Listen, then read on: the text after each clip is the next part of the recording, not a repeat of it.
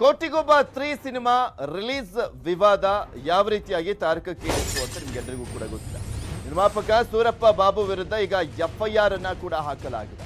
ವಿತರಕ ಕಾಜಾಫಿರ್ ದೂರಿನ ಮೇಲೆ ಎಫ್ಐಆರ್ ಅನ್ನ ಹಾಕಲಾಗಿದೆ. ಚಿತ್ರದುರ್ಗದ ನಗರ ಪೊಲೀಸ್ ಠಾಣೆಯಲ್ಲಿ ಎಫ್ಐಆರ್ ಅನ್ನ ದಾಖಲು ಮಾಡಲಾಗಿದೆ. ಅಗ್ರಿಮೆಂಟ್ ಹಣ ವಾಪಸ್ ಕೇಳಿದ್ದಕ್ಕೆ ಬೆದರಿಕೆಯನ್ನ ಹಾಕಿರುವಂತ ಆರೋಪ ಕೇಳಿ ಬಂದಿರುವಂತದ್ದು. ಜೀವ ಬೆದರಿಕೆ ಅವಾಚ್ಯವಾಗಿ ನಿಂದಿಸಿದಂತ ಆರೋಪ ಕೂಡ ಸೂರಪ್ಪ ಬಾಬು ಮೇಲೆ ಕೇಳಿ ಬಂದಿರುವಂತದ್ದು. ಅದನ್ನ ಕಾಜಾಫಿರ್ ಆ ಒಂದು ಆರೋಪವನ್ನ ಮಾಡಿರುವಂತದ್ದು. ಸೊ ಹೀಗಾಗಿನೇ ಚಿತ್ರದುರ್ಗದಲ್ಲಿ ಎಫ್ಐಆರ್ ಅನ್ನ ದಾಖಲು ಮಾಡಲಾಗ್ತಾ ಇದೆ. ದೂರಿನಲ್ಲಿ 504, 506 ಅಡಿಯಲ್ಲಿ ಪ್ರಕರಣವನ್ನ ದಾಖಲಿಸಿಕೊಳ್ಳಲಾಗ್ತಾ ಇದೆ. ಯಾಕೆಂದ್ರೆ ಒಂದು ಜೀವ ಬೆದರಿಕೆ ಮತ್ತು ಒಂದ್ ಕಡೆ ಅವಾಚ್ಯ ಶಬ್ದಗಳಿಂದ ನಿಂದಿಸಿರುವಂತ ಹಿನ್ನೆಲೆಯಲ್ಲಿ 504 ಮತ್ತೆ 506 ಅಡಿಯಲ್ಲಿ ಪ್ರಕರಣವನ್ನ ದಾಖಲಿಸಿದ್ದಾರೆ ಪೊಲೀಸರು. 2.90 ಕೋಟಿ ಹಣಕ್ಕೆ ಚಿತ್ರ ನಿರ್ಮಾಪಕರು ಮತ್ತೆ ವಿತರಕರ ನಡುವೆ ಅಗ್ರಿಮೆಂಟ್ ಆಗಿತ್ತು. ಅಗ್ರಿಮೆಂಟ್ ಬಳಿಕ ರಾಂಬಾಬು ಪ್ರೊಡಕ್ಷನ್ಗೆ 60 ಲಕ್ಷ ಹಣವನ್ನ ನೀಡಿದ್ರು ಕಾಜಾಫಿರ್ ಅವರು. ಮಾರ್ಚ್ 31ಕ್ಕೆ ಕಾಳಿಂಗ ಹ್ಯಾಟ್ಸ್ ಮೂಲಕ 45 ಲಕ್ಷ RTGS ಅನ್ನ ಮಾಡಿದ್ದಾರೆ. 5 ಲಕ್ಷ ಕ್ಯಾಶ್ ಅನ್ನ ಕೂಡ ನೀಡಲಾಗಿತ್ತು. ಬಳಿಕ ಸೆಪ್ಟೆಂಬರ್ 23ಕ್ಕೆ 1,27,000ಕ್ಕೆ 4 ಲಕ್ಷ, ಅಕ್ಟೋಬರ್ 27ಕ್ಕೆ 5 ಲಕ್ಷ ಹಣವನ್ನ ಈ ರೀತಿಯಾಗಿ ಕುಡ್ಕೊಂಡ್ ಬಂದಿದ್ದಾರೆ ಕಾಜಾಫಿರ್ ಅವರು. ಒಟ್ಟು 60 ಲಕ್ಷ ಹಣವನ್ನ ರಾಂಬಾಬು ಫಿಲಮ್ಸ್ಗೆ ನೀಡಿದ್ರು ಕಾಜಾಫಿರ್.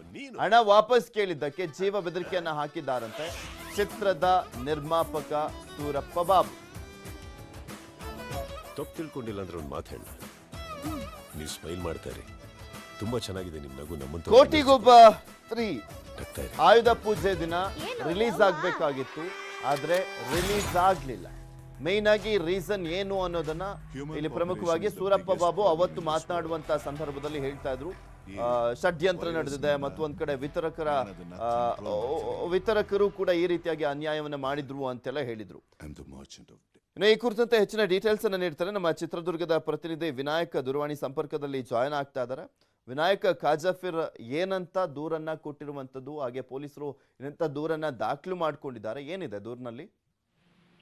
ಪೃಥ್ವಿರಾಜ್, ಏನು ಕೋಟಿಗೊಬ್ಬ 3 ಸಿನಿಮಾ ರಿಲೀಸ್ಗೆ ಮಾರ್ಚ್ 31ರಲ್ಲಿ ಏನು ಕಾಜಾಫಿರ್ ಇದಾರೆ ಚಿತ್ರದುರ್ಗದವರು, ಅವರು ಅಗ್ರಿಮೆಂಟ್ ಅನ್ನ ಮಾಡ್ಕೊಂಡಿರ್ತಾರೆ.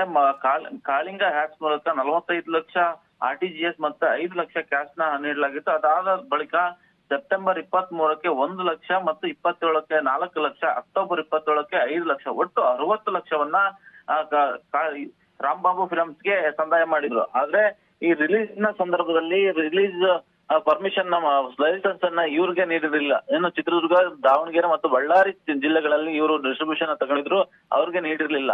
ಏನು ಉಳಿದ 2,90,00,000 ಹಣದಲ್ಲಿ ಕೇವಲ 60 ಲಕ್ಷ ಕೊಟ್ಟಿದ್ದಾರೆ, ಉಳಿದ ಹಣವನ್ನ ಕೊಟ್ಟಿಲ್ಲ ಅನ್ನೋ ಕಾರಣಕ್ಕೋಸ್ಕರ ಇವರಿಗೆ ಕೊಟ್ಟಿರಲಿಲ್ಲ.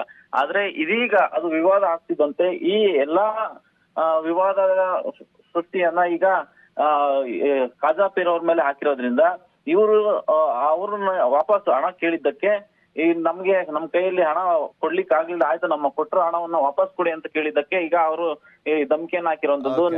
ನಾವು ಲಾಯರ್ ಹತ್ರ ಡ್ರಾಫ್ಟ್ ಅನ್ನು ರೆಡಿ ಮಾಡ್ತೀವಿ, ಅದಕ್ಕೆ ಬಂದು ನಮಗೂ ಹಣಕ್ಕೂ ಯಾವುದೇ ಸಂಬಂಧ ಇಲ್ಲ. ಈಗ ಪೊಲೀಸರು ಯಾವ ರೀತಿಯಾದಂತ ನಿರ್ಧಾರವನ್ನ ಮಾಡ್ತಾರೆ, ನೆಕ್ಸ್ಟ್ ಆಕ್ಷನ್ ಏನಿರುತ್ತೆ ಅಂತ ಕಾದ್ ನೋಡೋಣ. ಥ್ಯಾಂಕ್ ಯು ನ್ಯೂಸ್ 18 ಜೊತೆ ಕಂಪ್ಲೀಟ್ ಆದಂತ ಡೀಟೇಲ್ಸ್ ಅನ್ನ ನೀಡಿದ್ದಕ್ಕೆ.